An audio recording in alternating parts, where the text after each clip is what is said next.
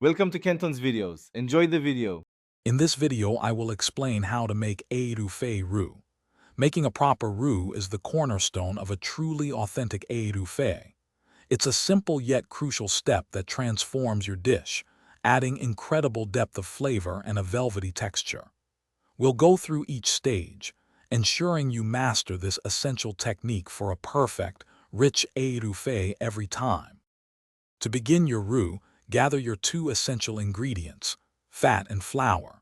For a classic etouffee, we typically use a neutral oil, like vegetable or canola oil. You'll need about 1/2 cup of oil and 1/2 cup of all-purpose flour.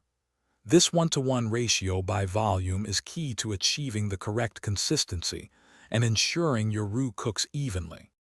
Now let's cook this magic mixture. Heat your oil in a heavy-bottomed pot over medium heat until it shimmers.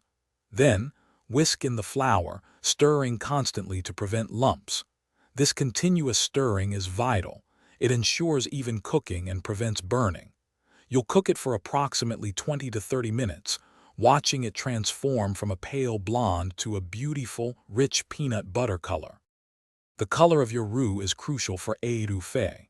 We're aiming for a medium brown, often described as the color of peanut butter.